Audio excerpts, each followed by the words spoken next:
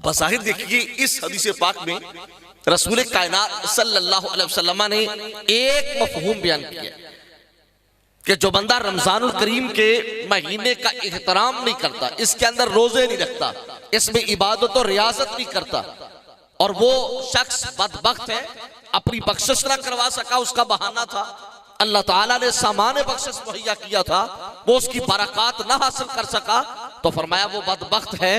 इसका अगर मफहूम मुखालिफ देखा जाए तो वो बंदा जो इस महीने का इकराम करे, ताज़ीम करे, एहतराम करे और इस महीने के ज़ाहिरी और बातिनी हकूक़ की पासदारी और हिफाजत करने वाला हो, तो इसका मतलब क्या, मेरे आका बता रहे हैं इस हदीस पाक में कि वो शख्स बदबख्त नहीं बल्कि अल्लाह रमजान करीम की सआदतें, इबादतें, रियासतें उसी बंदे को देता है कि जिसकी शकावत को उसके करम ने सआदत में बदल रखा हो।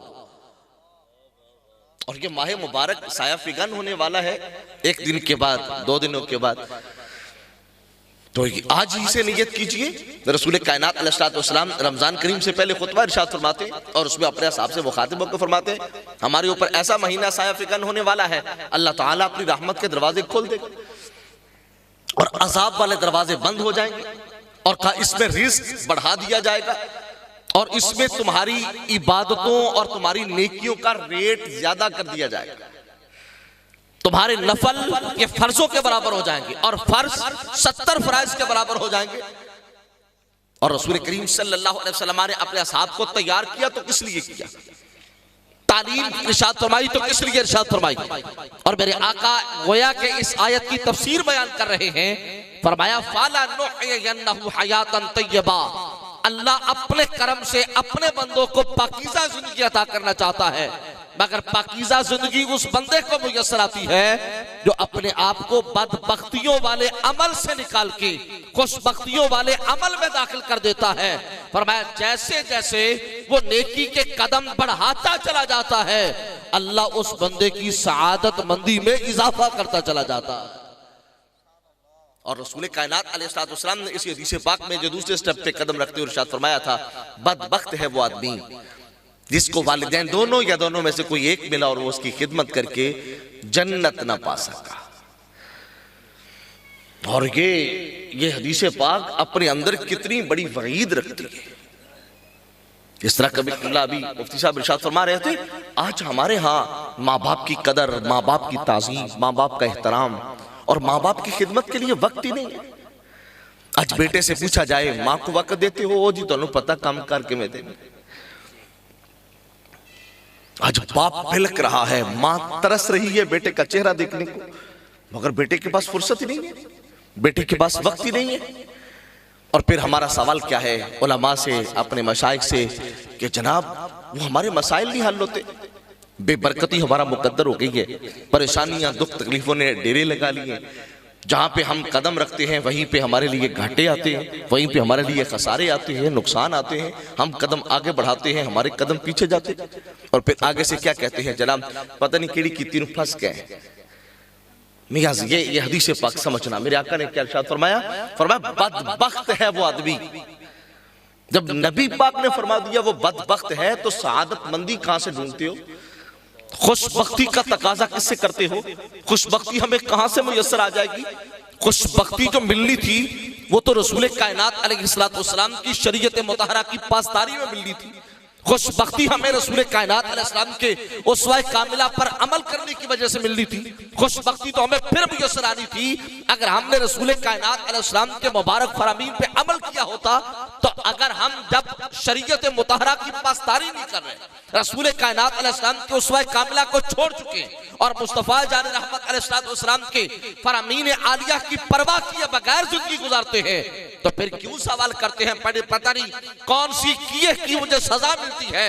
मियां अगर हम अपनी जिंदगी को सही समझ में ले आए, अगर हम अपने आप को अल्लाह के नबी की जिंदगी की पासदारी में ले आए, इताअत गुजारी में ले आए, तो फायदा ये हासिल होगा कि मेरा रब हमारी बदबख्तियों को और हमारी महरूमियों को और हमारी नाकामियों को अपने करम और मेहरबानी के साथ कामयाबियों में तब्दील फरमा दे।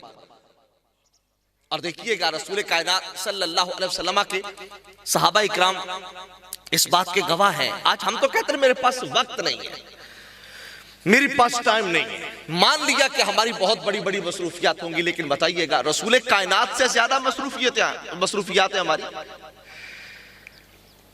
सैयद आलम सल्लल्लाहु अलैहि वसल्लम ने जिस दिन मक्का मुकरमा फतह फरमाया था, उस दिन हुजूर का मुबारक सर अनवर सजदे में था। हुजूर ज़ारो कतार रोते थे। सरकार उमर बिन खत्ताब ने सवाल किया था, हुजूर रोने की वजह क्या है? आपने फरमाया था, काश आज मेरे वालिदैन होते, लौ अदरकतु वालिदैया औ अहदहुमा, काश आज मेरे वालिदैन होते, चलो दोनों नहीं तो दोनों में से कोई एक ही होता।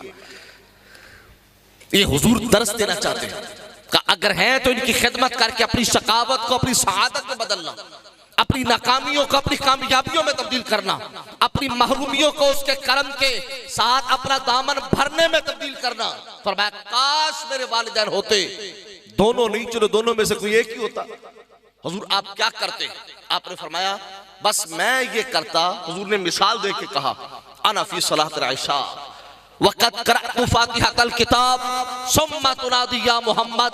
फरमाया मैं आयशा की नमाज पढ़ रहा होता, सूरत फातिहा पढ़ चुका होता, उधर से मेरी माँ मुझे आवाज दे के कहती, या मोहम्मद, ए बेटा मोहम्मद। अब इस हदीस पाक में जरा जुमला समझिएगा। फरमाया मेरी माँ मुझे कहती है बेटा मोहम्मद, या मोहम्मद। अल्लाह के नबी की माँ भी होती, हुजूर की वालिदा मोहतरमा भी होती, तो वो हुजूर को क्या कहती?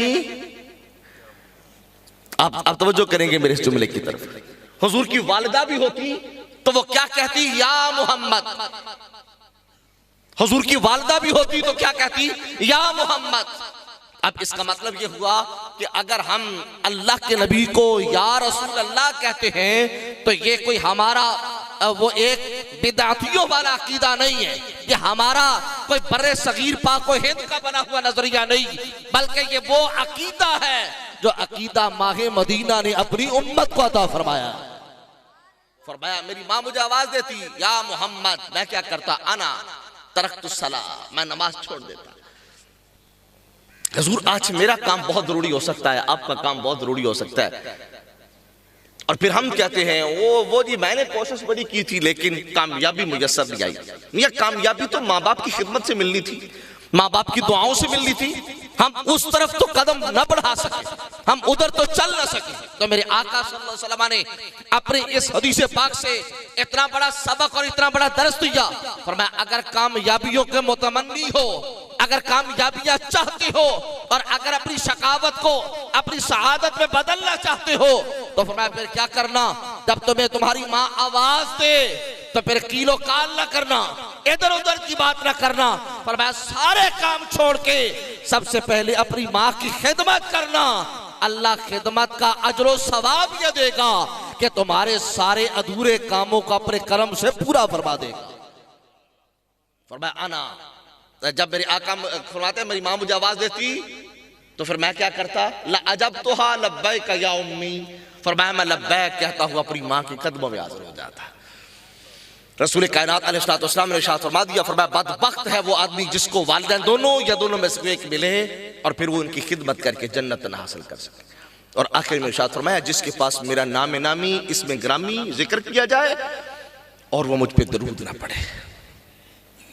मियां कोशिश कीजिए अल्लाह के प्यारे नबी सल्लल्लाहु अलैहि वसल्लम का जब नामे नामी इसमें ग्रामी आए तो फिर दरूद पढ़िए और कसरत से दरूद पढ़िए। यार अपनी जुबान को दरूद पाक से मुअत्तर कीजिए और एक एक लम्हे के लिए अपने आप से यह सवाल करिए कि इसी जुबान से मैंने नबी पाक के पे दरूद पढ़ा है और यह जुबान कितनी पाक है। अब मैं इस जुबान से न किसी को गाली दूंगा, न किसी की गीबत करूंगा, न किसी की चुगली करूंगा, न किसी को धोखा दूंगा, न किसी से ठगी फ्रॉड करूंगा, न किसी से वादा शिकनी करूंगा। क्यों? मैं इस जुबान से नबी पे दरूद पढ़ चुका हूं। और हुजूर ने इरशाद फरमाया था, फरमाया जो बंदा मुझ पे दरूद पढ़ना भूल गया कल वो जन्नत का रास्ता भूल जाएगा।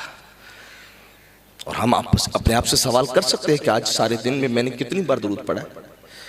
कोशिश कीजिए जब भी नबी पाक अलैहिस्सलाम का नामे नामी इसमें ग्रामी आए तो शौक के साथ दरूद पढ़ा करें और हमारे अकाबिर का तरीका भी यही है, जब हुजूर का नामे नामी इसमें ग्रामी आता है दुरूद पढ़ते हैं और साथ में अपने अंगूठे चूम के अपनी आंखों को लगाते हैं। और ये हमारे बुजुर्गों का जो तरीका है, ये सिर्फ ऐसे चलता फिरता नहीं है, बल्कि इसको दूसरी जमात के उलमा ने भी लिखा और अकाबिर उनके अकाबिर उलमा ने लिखा। कहा जो अंगूठे चूमता है सवाब तो पता नहीं मिलता है या नहीं मिलता, लेकिन उसकी आंखें कभी ज़ाय नहीं होती। हमने कहा चलो सवाब का मसला अलग रहा, आंखें बचाने के लिए ही अंगूठे चूम लिया करो। और हुजूर ने फरमाया था मा मन फ़अल मिस्ल खलीली फ़क़द हल्लत लहू शिफ़ाती। अगरचे हदीस पाक दर्जे के एतबार से कमज़ोर है, लेकिन इसका मफ़हूम क्या है?